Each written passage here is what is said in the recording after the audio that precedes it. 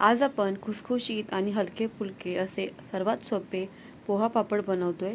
अगदी मनात येईल तेव्हा तुम्ही हे झटकीपट असे हे पापड बनवू शकता। हलके फुलके बनून तयार होतात, दुप्पट तिप्पट असे फुलतात, शिवाय चवीला अप्रतिमच लागतात। तर त्यासाठी इथे तुम्ही कुठल्याही एका भांड्याने हे पोहे मोजून घ्या आणि त्यानंतर आपल्याला यामध्ये ओवा जिऱ्याची पावडर लागणार आहे, तर ती मी अशा पद्धतीने घरीच तयार करून घेतलेली आहे। आपल्याला हे जे पोहे आहेत ना, ते पूर्णपणे थंड करून द्यायचे आहेत। पूर्णपणे थंड झाल्यानंतर या पोह्यांची आपल्याला अगदी बारीक अशी पावडर मिक्सरमध्ये तयार करून घ्यायची आहे। 0 नंबरच्या चाळणीने हे सर्वच पोहे या पद्धतीने चाळून घ्यायचे। त्यानंतर एखाद्या वाटीने आपल्याला हे पीठ इथे मोजून घ्यायचं आहे आणि त्याच वाटीने आपल्याला इथे 1.5 वाटी पाणी या कढईमध्ये घालायचं आहे। त्यामध्ये पापडखार घालायचं आहे, पाव चमचा मीठ घालायचं, हिंग घालायचं आहे आणि लाल तिखट घालायचं।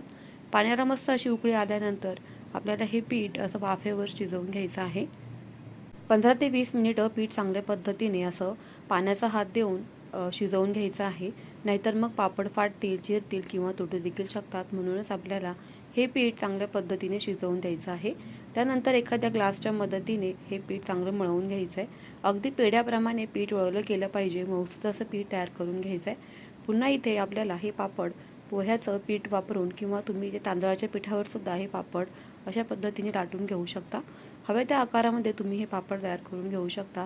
वाळल्यानंतर किंवा सुकल्यानंतर मस्त असे दुप्पट तिप्पट असे हे पापड फुलतात, चवीला अप्रतिम लागतात। रेसिपी आवडली असेल तर लाईक, शेअर आणि सबस्क्राईब। पुन्हा भेटूयाच अशाच छानशा एका नवीन रेसिपीसोबत। तोपर्यंत बाय।